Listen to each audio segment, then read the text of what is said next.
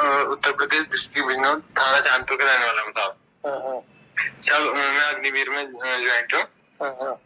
हाँ, अग्निवीर ज्वाइन करेगा साहब। मेरे भाई को भी मार दिया था 1 साल पहले, और हमारी जो साहब जमीन हत्या रखी कुछ लोगों ने, मतलब जो जमीन है वो हमारे नाम बेनाम है उस जमीन का। सारे कागज हमारे हैं, लेकिन वो दूसरे वाले हमें मकान नहीं बनाने दे रहे उसमें।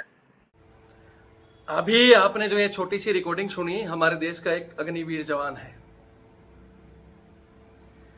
इसकी समस्या को लेकर सेना के अधिकारियों ने लगातार एसपी डीएम साहब को चिट्ठियां लिखी, इंडिविजुअल भी हर ऑफिस में गया और 105 शिकायतें दी, लेकिन किसी ने इसकी सुनवाई नहीं की। उसके बाद ये जनवरी में 1 महीने की छुट्टी आया और योगी जी से मिला। योगी जी ने इसकी सुनवाई की और योगी जी के आर्डर से तुरंत एसपी डीएम वगैरह सब पहुंच गए। लेकिन उसके बाद क्या होता है, पहले आप ये एक रिकॉर्डिंग और सुनो। उत्तर प्रदेश डिस्ट्रिक्ट बिजनौर थाना चांदपुर का रहने वाला हूँ साहब। साहब मैं अग्निवीर में ज्वाइन हूँ। हाँ, अग्निवीर ज्वाइन करेगा साहब। मेरे भाई को भी मार दिया था 1 साल पहले, और हमारी जो साहब जमीन हत्या रखी कुछ लोगों ने, मतलब जो जमीन है वो हमारे नाम बेनाम है उस जमीन का। सारे कागज हमारे हैं, लेकिन वो दूसरे वाले हमें मकान नहीं बनाने दे रहे उसमें। ये रिकॉर्डिंग भी आपने सुन ली होगी कि ये मुख्यमंत्री जी से मिले और मुख्यमंत्री जी का आदेश होते ही डीएम एसपी सब पूरा महकमा उधर पहुंच गया और इनका निर्माण शुरू हो गया इनके प्लाट पर। लेकिन जैसे आपने रिकॉर्डिंग में लेकिन सुना, आगे इस जवान की 9 मिनट की रिकॉर्डिंग है कि इसको आज भी वो दबंग काम नहीं करने दे रहा। ये अग्निवीर जिनको वैसे ही कम छुट्टी मिलती है, और अब ये अगस्त में फिर बेचारा 5 दिन की छुट्टी आया है और ऑफिसों के चक्कर काट रहा है, लेकिन इसकी सुनवाई फिर नहीं हो रही। इसका जो चलता हुआ काम रोक दिया गया और उसका कारण बताया जा रहा है, एक तो वो जो दूसरी पार्टी है उसका कोई परिवार का लड़का पुलिस में है, या तो पुलिस महकमा उस वजह से उसकी सुनवाई कर रहा है। दूसरा, उस पार्टी का लिंक किसान यूनियन से है। तो मैं किसान यूनियन से भी कहना चाहता हूं कि भाई जो फौजी है वो भी जवान किसान है, वैसे तो भाई भाई हैं और वहां ज्यादातर किसानों के बच्चे ही हैं। और किसान यूनियन सब कुछ जानते हुए, ये बच्चा किसान यूनियन के पास भी गया है, किसान यूनियन के सब कुछ जानते हुए भी बोलते हैं कि यार हम कोशिश कर रहे हैं। इसने ये भी कहा कि सर मेरे को तो चाहिए थोड़ा इधर उधर करवा दो, मेरी जमीन दिला दो, मैं दूसरी जगह बना लूंगा। बंदा एडजस्ट करने के लिए तैयार है, फिर भी काम नहीं हुआ। 2023 अक्टूबर में इसी तरह इसका भाई बेचारा ऑफिसों के इनके चक्कर काट काट के उन लोगों ने उसको इतना परेशान कर दिया, धमकी दे दा के वो बंदा दुनिया छोड़ गया और बाकायदा लेटर लिख कर गया, जिस केस में वो दूसरी पार्टी के बंदे गिरफ्तार भी हुए। लेकिन वही है कि अप्रोच हिंदुस्तान में बंदा कहां से लगाता है कहां से नहीं, वो बंदे छूट गए। इस बंदे ने पहले भी मेरे पास बताया कि सर ऐसे ऐसी घटना हुई, मेरे भाई के साथ ये हो गया। मैंने उस समय भी इनका वीडियो डाला, वो बंदे गिरफ्तार हुए, लेकिन उसके बाद में वो छूट गए। पुलिस, हालांकि बंदे ने मेरे पास रिकॉर्डिंग भी भेजी है, कुछ पुलिस के अधिकारी लगातार इसका वर्क भी कर रहे हैं, काम भी कर रहे हैं, इसका साथ भी दे रहे हैं। लेकिन ऐसे कौन लोग हैं जिसकी वजह से काम नहीं हो रहा? एक मुख्यमंत्री के आदेश के बाद भी बंदे का मकान रुक गया। उसका कारण क्या है कि वो दूसरा बंदा एक फर्जी रजिस्ट्री बनवा कर लेकर आ गया, कोर्ट में डाल दिया, कोर्ट से स्टे ले आया। अब कोर्ट से स्टे आ गई तो पुलिस कहेगी देखिए हम क्या कर सकते हैं। पुलिस महकमा कह रहा है कि भाई अब तो कोर्ट में चला गया मामला, दूसरी तरफ कह रहा है यार ये तो किसान मामला यूनियन से जुड़ा हुआ है, उनका भी दबाव है। तीसरा वो फौज में पुलिस में बंदा उनका, उसका दबाव है। यानी इस अग्निवीर का कोई सुनने वाला नहीं है। अग्निवीर के यहाँ से सेना ने लगातार चिट्ठियां दी, अभी भी दे रहे हैं, फिर भी ये सोचा जा रहा है कि कोई दिक्कत नहीं, उन चिट्ठियों को डस्टबिन में डाला जा रहा है। क्यों? हाँ, पुलिस ने इतनी कार्रवाई जरूर की है, इस बंदे ने उस रजिस्ट्री की जांच करवाई तो पुलिस ने जांच की तो वो रजिस्ट्री फर्जी पाई गई, और जिस मालिक ने और जिन लोगों ने कराई थी उनको भी उनके ऊपर एफआईआर लिखकर उनको जेल भेज दिया। अब जब वो जेल चले गए, रजिस्ट्री फर्जी है, तो जहां ये न्यायालय में मामला है, क्या वो पता नहीं कौन सा चश्मा लगाकर बैठे हैं यहाँ, अगर न्यायाधीश महोदय को कुछ कह देंगे तो वो तो समझो कि सुनेंगे ही नहीं, उल्टा आरोप लगा देंगे न्यायालय की अवमानना का। लेकिन वो न्यायालय की अवमानना जहां वो बंदे फर्जी रजिस्ट्री से पकड़े गए और जेल चले गए, उसके बाद में भी न्यायालय ये नहीं कह रहा कि भाई यहाँ इसको फौजी को मकान बनाने दो। वो दूसरा पार्टी का वकील कह रहा है कि मेरे को तैयारी का समय चाहिए, और अब उसको समय कितना चाहिए और कोर्ट कितना समय देगा और ये बंदा कहाँ जाए। ये वीडियो मैं आज पब्लिक के पास इसलिए डाल रहा हूँ कि इस जवान की रिकॉर्डिंग सुने और वीडियो को शेयर करें। अब बार बार इनकी ये भी नहीं कि ये योगी जी तक चले जाएं, क्योंकि एक बार पहले भी कोशिश की थी तो पुलिस इनके परिवार को उठाकर ही लेगी थी। लखनऊ में जा रहे थे वहां, तो पुलिस वहां से भी इनको उठा लिया।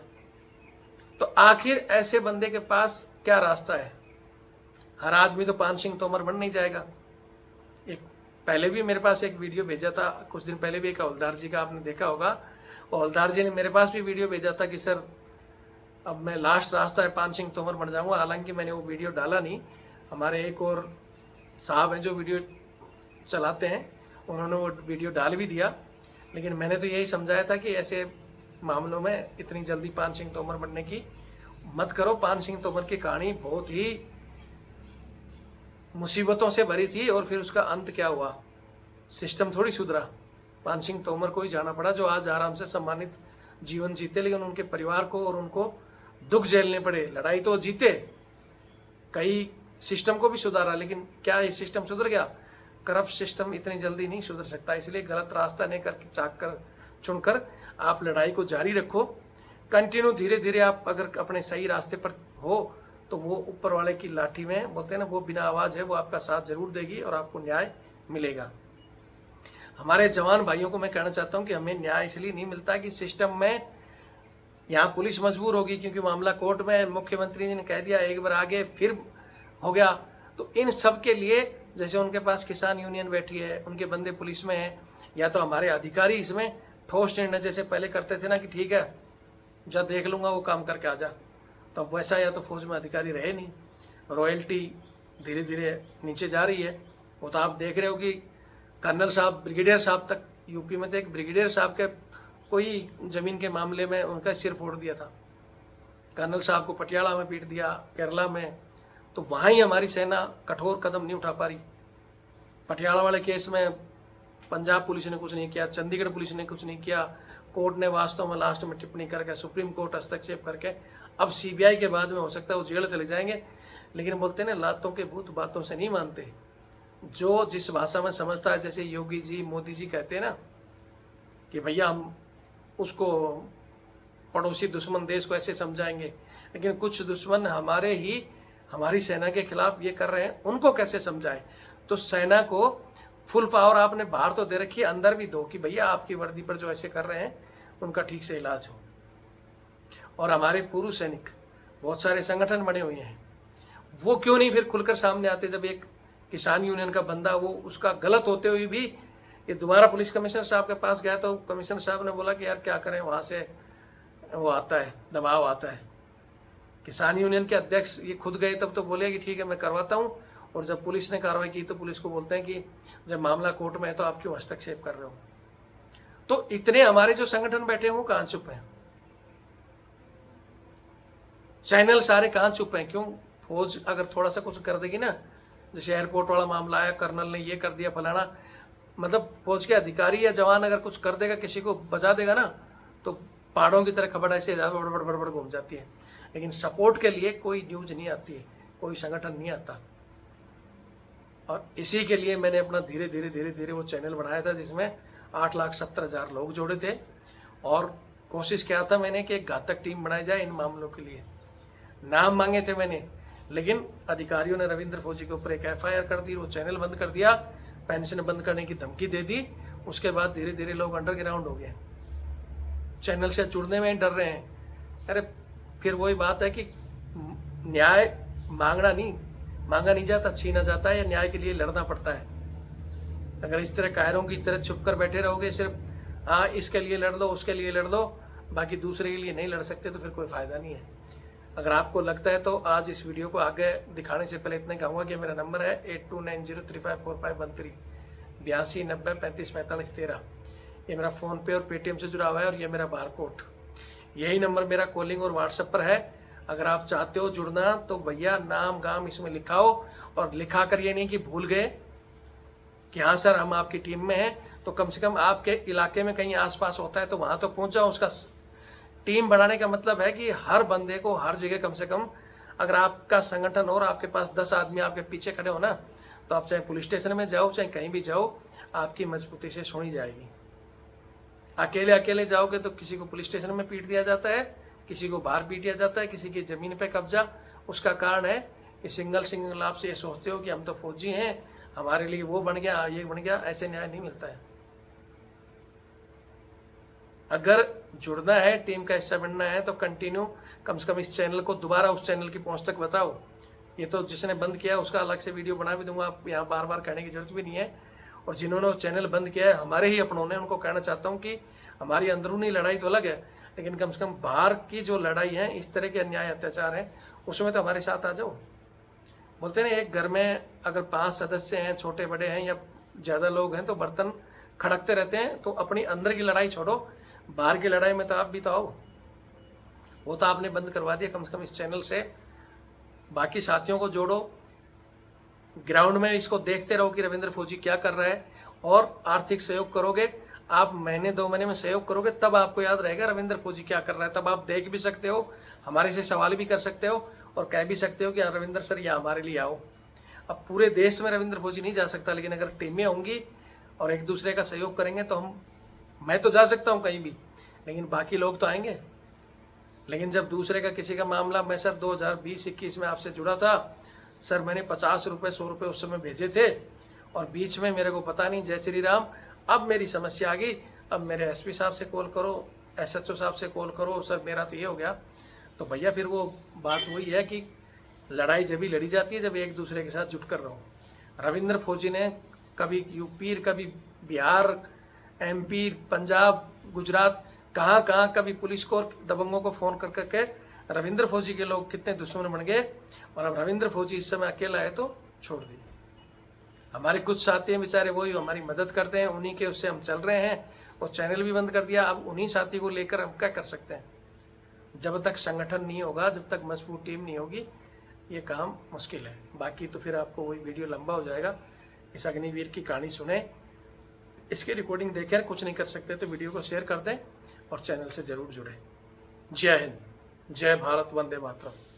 उत्तर प्रदेश डिस्ट्रिक्ट विनोद, थाना चांदपुर का रहने वाला हूँ साहब। साहब मैं अग्निवीर में ज्वाइंट हूँ।